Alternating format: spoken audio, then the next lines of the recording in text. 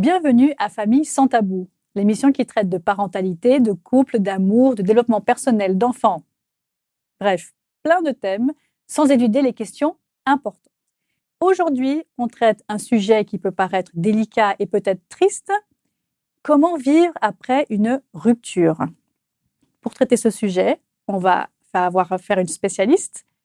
Anna Miralpech, bonjour. Bonjour. Tu es conseillère conjugale et familiale. Tu vas te donner quelques pistes pour justement apprendre à vivre après la rupture. C'est quand même bizarre que quand on se marie ou quand on se met en couple, on se dit que c'est pour la vie. Et pourtant, on connaît les statistiques, on sait le nombre de divorces qu'il y a dans le monde, on sait le nombre de séparations. Comment ça se fait qu'on n'arrive pas toujours à vivre le happy end tout le temps, vivre heureux toute notre vie?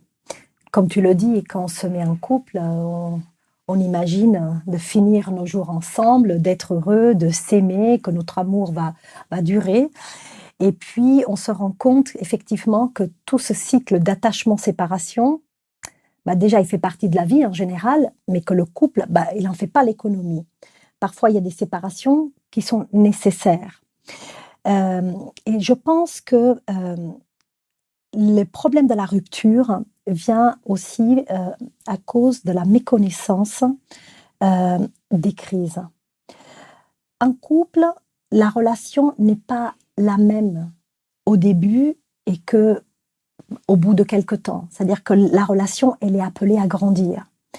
Si on est dans la méconnaissance de ces bousculements de la relation, on risque d'être vraiment en difficulté et ne plus s'y retrouver. Et opter par la rupture, la séparation comme issue la plus simple ou la plus facile, j'ai envie de dire, face à une impasse. Cela ne veut pas dire, bien évidemment, que la rupture, parfois, elle est nécessaire. Mais aussi, il y a un autre aspect, à mon sens, c'est l'ignorance, ou peut-être pas l'ignorance, mais le déni de la croissance propre de la personne, de qui nous sommes, parce que nous sommes en constante évolution. Donc, parfois, on amène dans le couple de manière inconsciente et sans se rendre compte des conflits, des impasses personnelles face auxquelles on ne sait pas comment réagir. Parfois, on n'a même pas conscience. C'est beaucoup plus facile de dire c'est l'autre qui a un problème. Et en définitive, la rupture se présente comme une issue également. Moi, je pense qu'une issue, à certains moments, certes, comme je l'ai déjà dit, nécessaire, mais beaucoup de fois, elle pourrait s'éviter. C'est intéressant. Des fois, c'est des ruptures peut-être un peu précipitées, alors, parce que justement, à cause de ces méconnaissances. Exactement.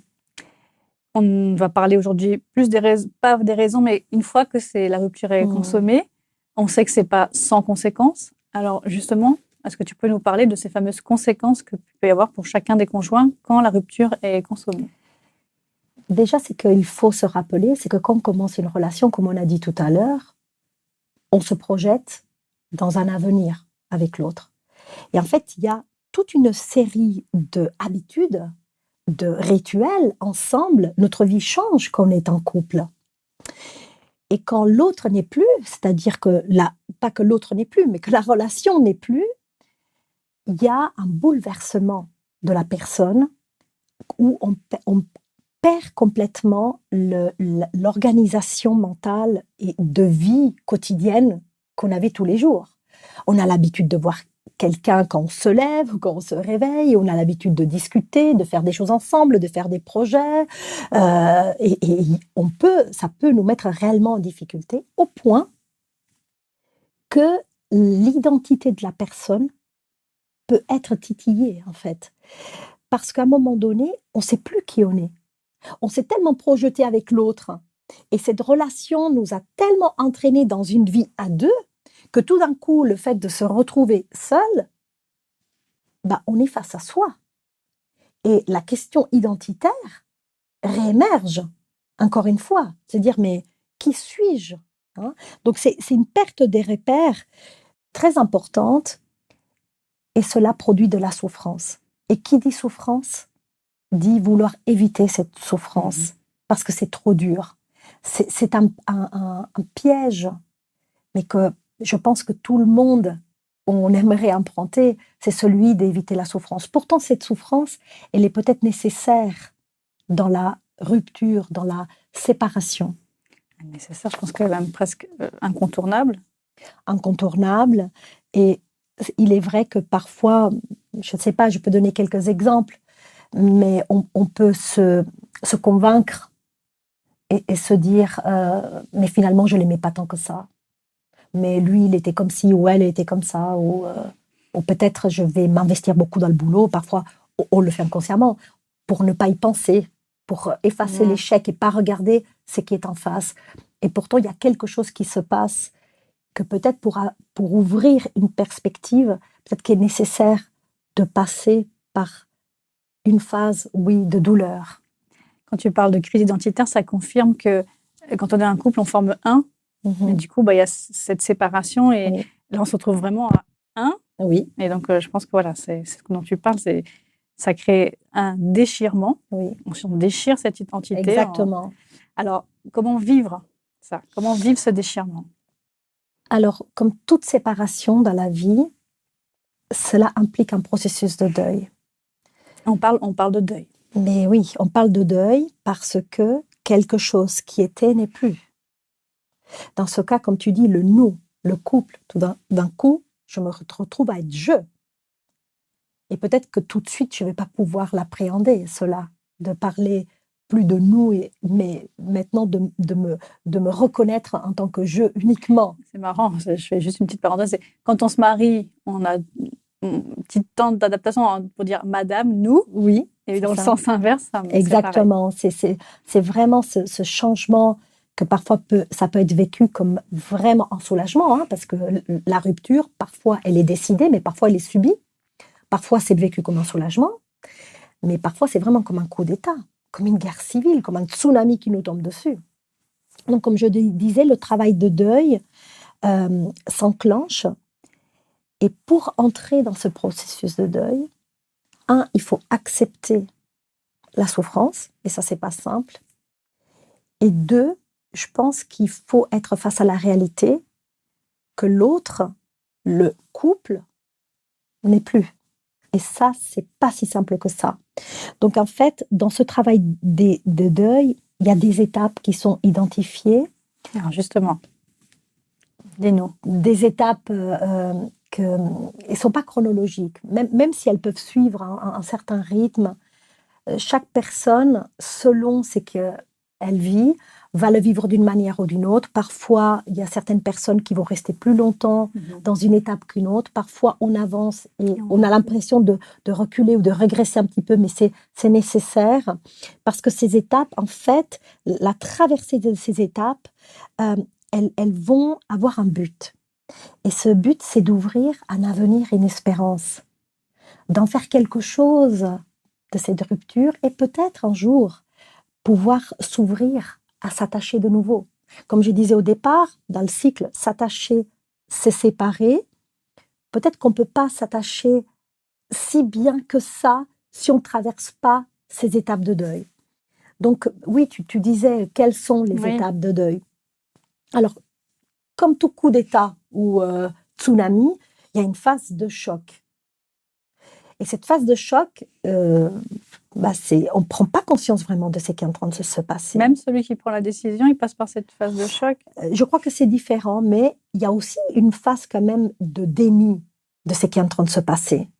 Je crois que c'est important de mettre l'accent là-dessus, parce que cette phase, elle va nous aider peut-être à comment dire ça, s'engager dans un processus, mais d'une manière progressive. Hein. C'est une phase un peu de déni, un peu comme si la douleur, elle est anesthésiée. Même pour celui qui prend la décision. Bon, il faut dire qu'il y a des personnes qui prennent la décision ou pas, qui vivent aussi des ruptures qui sont subies et qui font absolument pas ce travail de deuil. Oui. Cela peut arriver. Donc, une première phase de choc, de déni, on est un petit peu comme détaché, tu vois, un peu anesthésié, ça nous permet d'appréhender la suite. Donc, c'est un peu une phase qui nous... C'est comme si on refusait d'être dans la réalité de ce qui est en train d'arriver. Vient ensuite une phase où on est un petit peu dans la protestation, dans la révolte. C'est pas juste ce qui m'arrive. Mais pourquoi ça m'arrive à moi? Mais pourtant, on a tout fait. Et on cherche qui est le coupable, on cherche les fautes, mais est-ce que c'est lui, c'est moi, c'est elle, etc. On est un petit peu en colère. Et peut-être que cette phase, il faudrait aussi l'appréhender d'une manière positive, parce que la colère, elle permet aussi de se rendre compte que même si on est en colère, le couple est terminé. Donc il faut quand même la traverser cette étape, parce que pour ceux qui écoutent des personnes qui justement sont dans la rupture et passent par cette étape de chercher à trouver le responsable, d'expérience, je sais que j'aurais plutôt tendance à dire oui, mais ça sert à rien de faire ça, c'est fait, enfin voilà, comme tu dis, c'est fini. C'est fini, on passe à autre chose. Arrête de chercher encore 6 mois, 1 an après pour qui a fait quoi, pourquoi. Donc il faut quand même écouter la personne alors. Oui, il faut écouter la personne. Parce que la personne a besoin de vivre ça. Exactement. Le danger, c'est se mettre, de rester figé dans cette phase de colère et prendre plutôt un rôle de victime. On est dans la victimisation, oui, c'est la faute de l'autre, etc. Si on reste vraiment figé dans cette phase, on ne pourra pas avancer. Hein. Mais la colère, c'est important parce que laisse libre cours à toutes les choses pour lesquelles on n'est pas d'accord. Et puis peut-être c'est une phase où on se dit mais pourquoi ça m'arrive à moi? Mais moi j'ai rien fait. Ben, si un Dieu existait, pourquoi il laisse faire ça? C'est important d'écouter tout ça. Est-ce que pour la personne qui traverse ça, c'est aussi une manière de sortir ça, pour justement ne plus avoir à le ressasser, le verbaliser, donc le sortir? Le sortir, prendre conscience que peut-être il y a des choses pour lesquelles on n'était pas content et qu'on n'était pas d'accord. Et ça, et ça vient après la rupture. Et ça va nous aider. Ça va nous aider aussi pour comprendre des choses de la relation qu'on a vécue. Et vient ensuite une phase qui est assez courte, mais que tu vas la repérer tout de suite. C'est cette phase où on se dit, mais quand même, si on avait fait ci, ou si on avait fait ça. C'est dur, ça. Mais peut-être qu'un miracle aurait pu s'opérer. Si on a été allé consulter. C'est quelque part comme une phase de vérification que vraiment le couple n'est plus. Hein, c'est vraiment, on a beaucoup d'imagination. C'est une phase assez courte, mais qui annonce une phase un petit peu difficile. Ah oui, ça doit être difficile de revenir et de vouloir se reprojeter, de se remettre en arrière pour essayer de revivre ou de se dire qu'on aurait pu quand même. On aurait pu, mais tu vois, ce sont comme des phases qui protègent d'une phase très douloureuse qui s'annonce.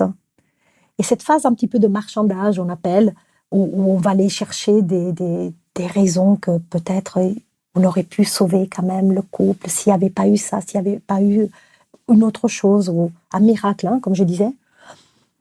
Laisse ensuite ouvre la porte d'une phase de douleur intense. Parce que ni la colère, ni la négociation n'a pas fonctionné. Je suis seule. Le couple est terminé. Et là, on rentre dans une phase, j'ai envie de dire, la plus difficile, mais une phase importante, c'est la phase de douleur, où on est vraiment en contact avec la perte, où on est dans une tristesse très profonde, où il est important dans cette tristesse, dépression, de se faire entourer. C'est important pour aussi nous qui voyons des personnes qui sont en rupture, en deuil, dans cette phase-là, d'épauler, de entourer ces personnes, parce que là, ils sont vraiment en contact direct avec la perte. J'ai envie de dire, c'est presque logique, normale de passer par ça. De pleurer, d'être mal parce qu'on s'est séparés. C'est normal. C'est normal. Mais ça serait pas normal de pas le vivre. Mais il y a des gens qui ne le vivent pas. Mais ça veut dire qu'ils gardent ça enfoui en eux? Ça veut dire qu'on est complètement dans le déni, dans la défense, parce qu'on a peur de craquer, et puis on va prendre un chemin parallèle à ça, comme je disais tout à l'heure, s'investir dans le boulot, ou bien s'engager dans une autre relation. Ça arrive très souvent. Ça arrive souvent. J'ai pas fini encore tout à fait ma rupture. Enfin, je l'ai pas consommé vraiment. C'est un risque. C'est un risque. Toi, tu prends ça, tu as dit que c'est un risque. C'est un risque. Il faut savoir où est-ce qu'on s'engage quand on est dans une situation pareille. Mais il est vrai que dans cette phase de douleur, il y a aussi quelque chose d'important, c'est qu'il y a d'autres deuils passés qui peuvent tout d'un coup venir toquer à la porte. Et il se présente, c'est comme s'il y a d'autres deuils qui se revivent grâce à ce deuil-là. Notre esprit, il est... C'est incroyable, n'est-ce pas? Et c'est pour ça que c'est important d'accueillir cette phase, de pleurer, de demander de l'aide si on en a besoin avec nos proches, nos amis. Parfois, c'est important de rester aussi seul, hein, parce qu'il y a quand même voilà, la douleur. Parfois, on en a besoin de cette intimité, vraiment de cette phase où on est face à soi-même et puis on pleure. Mais c'est important aussi de pouvoir être entouré, parce que c'est une phase très difficile, que bien évidemment, il y a de la lumière au bout du tunnel. C'est ça qui est important. Oui, parce que là, on peut se dire, est-ce qu'on peut arriver à être heureux après une rupture? Parce que cette phase de pleurs, de douleur, est-ce qu'elle s'en va? Est-ce qu'on peut surtout rebondir? Parce que, à la limite, qu'on sèche nos larmes et qu'on arrive à se lever le matin et continuer notre vie, mais être heureux après ça, c'est possible. Je crois que quand on est dans cette phase de tristesse, on est dans un tunnel où même si les autres nous disent, mais allez, courage, ça va aller, ça va passer. Hein? Souvent, on se dit ça. Mais il y a de la lumière au bout du tunnel. Mais en fait, la personne qui est dans le tunnel ne la voit pas. Donc vraiment, elle n'arrive pas. C'est une phase où la personne ne voit pas. Mais où tu te poses la question, mais est-ce que je vais pouvoir vivre normalement un jour? Est-ce qu'un jour, je vais pouvoir m'attacher à quelqu'un? Parce que c'est ça. Il y a la différence entre survivre à une rupture, où voilà, je sais qu'il faut que j'aille travailler le matin, que j'ai des activités, peut-être que j'ai des enfants, donc il faut que j'assure. Je suis obligée. Voilà. Ça, c'est survivre pour moi. Survivre. Mais il y a vivre. Trouver du bonheur, trouver du plaisir, trouver la joie après une rupture. Alors oui, j'ai envie de dire oui. J'ai envie d'encourager parce que l'ayant moi-même vécu, parce que je pense qu'on est tous confrontés un jour ou l'autre à la perte, au deuil, à ces processus, pas seulement dans le couple, mais aussi dans d'autres domaines de la vie. Oui, il y a de la lumière au bout du tunnel, mais on ne peut pas faire l'impasse du tunnel. On ne peut pas faire l'impasse de vraiment pleurer la perte, d'être en contact avec cette détresse qui va nous permettre qu'il y ait à l'intérieur de nous quelque chose qui se passe, qui va pouvoir amorcer ensuite un après. J'ai l'impression quand je t'entends que si on ne fait pas ce travail, on porte toujours un petit peu le couple, je ne dirais pas la personne qui nous a laissé ou qu'on a quitté, mais on porte toujours le couple en nous. J'ai l'impression que ce processus de deuil, ça sert à vraiment, voilà, il n'y a plus le couple, c'est fini, c'est du passé, ça n'existe plus, du coup je peux avancer. Et j'ai l'impression que ceux qui font pas ça, comme tu dis, ceux qui passent vite à autre chose, ceux qui se noient dans le travail ou quoi, bah, au final, ils gardent toujours ce couple en eux. Alors, est-ce que c'est un peu ça?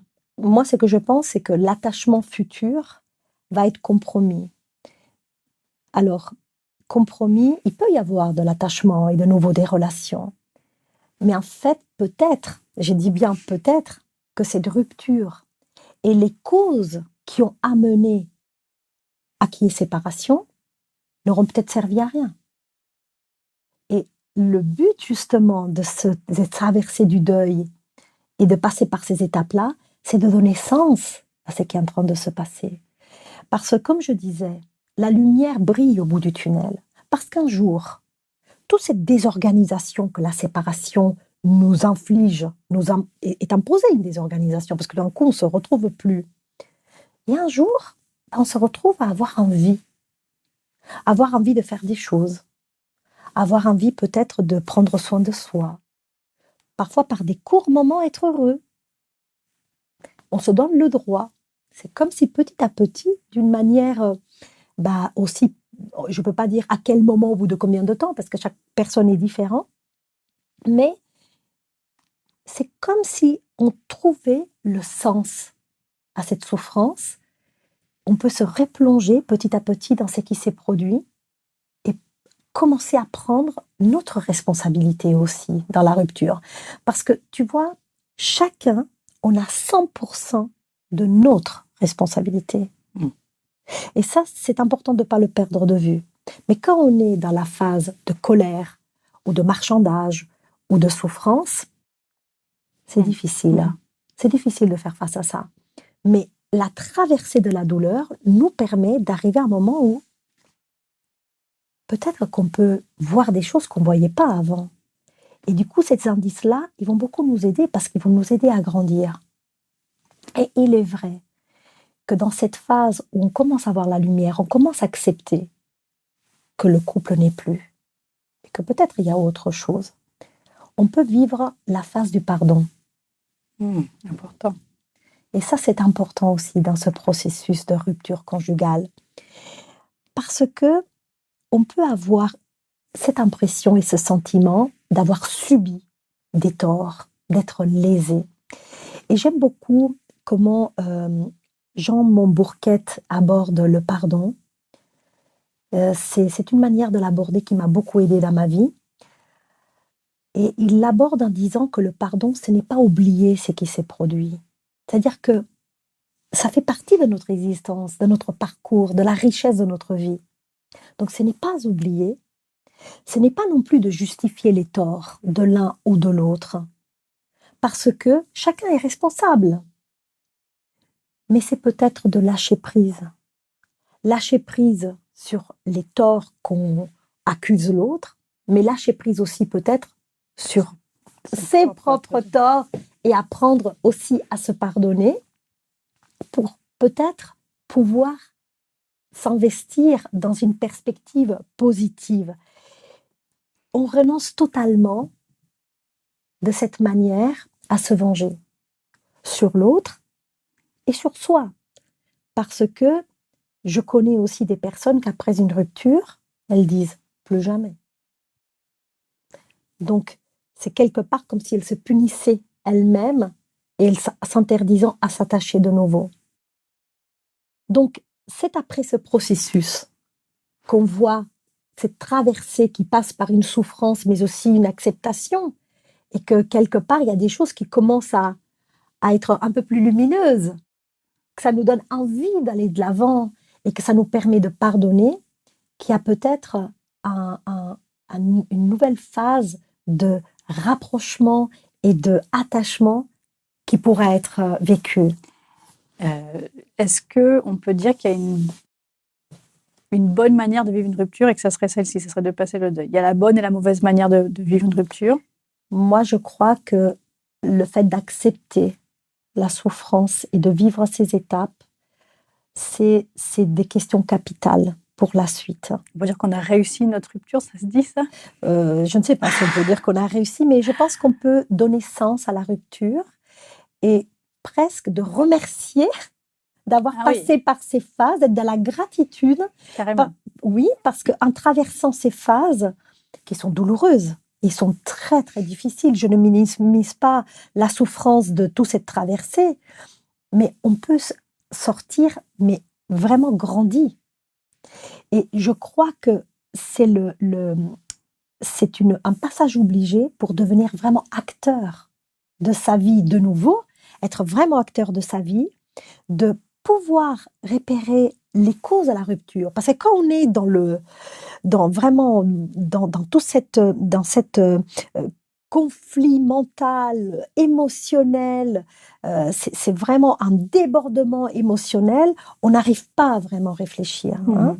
Mais quand on traverse tout ça, on arrive à donner du sens, à remarquer que peut-être, oui, j'ai eu tort ici, l'autre a eu tort là, et peut-être aussi qu'on pourra remarquer que j'ai des difficultés par rapport à ma propre croissance à moi, à ma propre croissance personnelle, et que j'ai besoin de travailler peut-être un peu sur moi.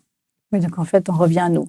Il ne faut pas forcément que regarder l'autre, voire au bout d'un moment, on ne regarde même plus l'autre. On se focalise sur nous pour voir ce que nous, on peut gagner de tout cela. Est-ce qu'on peut sortir d'une rupture, enfin d'une relation et donc vivre la rupture sans après avoir, comme on dit, à traîner des casseroles, c'est-à-dire sans traumatisme? Est-ce que c'est possible ça, d'arriver à en sortir et qu'au final, ça nous a fait grandir et ça ne va pas nous affecter négativement, ça ne va pas nous faire plus de mal? De la manière que je suis en train de présenter la rupture et le vécu après la rupture, c'est une façon très positive de voir les choses. C'est très facile de le dire, mais il faut le traverser. Les traumatismes sont là. Une séparation, c'est un traumatisme. Mais un traumatisme ne veut pas forcément dire, parce que là encore une fois, chacun de nous sommes différents, avec aussi des traumatismes précédents, passés, et on réagit de façons différentes. Mais il s'agit ici de viser, d'avoir l'objectif de vivre ce traumatisme comme l'occasion aussi en ressortir grandi et de s'ouvrir à une perspective épanouissante. Bien évidemment, quand on est au départ dans la souffrance, on ne peut pas l'envisager. On peut le réfléchir, on peut l'élaborer mentalement, mais on ne peut pas le vivre avec ses tripes. Mais le fait qu'aujourd'hui, peut-être on en parle et puis qu'on le sache, déjà, ça nous permet à se le dire soi-même, de dire, mais oui, il y a de la lumière au bout du tunnel. Est-ce que j'ai besoin d'aide? Est-ce que j'ai besoin peut-être de m'entourer de personnes? Et c'est ça qui est important. C'est que quand on voit qu'on reste stagné dans une phase et qu'on est dans une souffrance et dans un désespoir terrible, il ne faut pas hésiter à demander de l'aide. Maintenant, pour répondre à ta question, vivre un deuil, c'est terrible. C'est douloureux. On ne peut pas minimiser cela. Mais je pense que c'est important de donner espoir parce que la traversée du deuil, avec le temps qu'il faut, avec l'accompagnement nécessaire, il y a de l'espérance au bout du tunnel de la douleur et de la souffrance. Est-ce qu'on peut dire qu'on est sorti de cette rupture, on l'a survécu, on revit après cette rupture quand on pense au couple passé et que ça ne fait plus mal? Oui. C'est un peu ça l'objet. Peut-être que c'est le thermomètre un peu pour savoir. Le thermomètre, ça c'est une des pistes que tu évoques. C'est qu'on peut évoquer la relation passée sans être débordé par les émotions. Ça, c'est un signe qu'on a dépassé ça. Et je pense qu'un signe qui vraiment nous indique qu'on est dans une toute autre dimension, c'est le fait qu'on est capable d'assumer sa responsabilité. Ce sont les deux choses, les deux signes qui me permettent de voir qu'on est dans une phase de pardon, qu'on n'est pas concentré uniquement sur les torts de l'autre, mais aussi qu'on prend conscience de ses difficultés, ses limites, et que là, on est un peu plus indulgent, on rentre dans cette phase de pardon, et on peut, rien que cette prise de conscience nous fait grandir, on peut envisager la suite autrement. Merci Anna pour ces explications, avec plaisir. Ces renseignements et cette note d'espoir. Oui. Il y en a de l'espoir. Il y en a de l'espoir. Comme on vient de le dire, la rupture, c'est la fin du couple, oui, mais ce n'est pas la fin de votre vie. Donc, si vous passez par cette douloureuse expérience, n'essayez pas d'y échapper, mais traversez cette phase de deuil, parce qu'après, c'est possible d'être heureux, de retrouver la paix et la joie. C'est tout ce qu'on vous souhaite avec Anna. Je vous donne rendez-vous pour un prochain numéro de Famille sans tabou. D'ici là, portez-vous bien.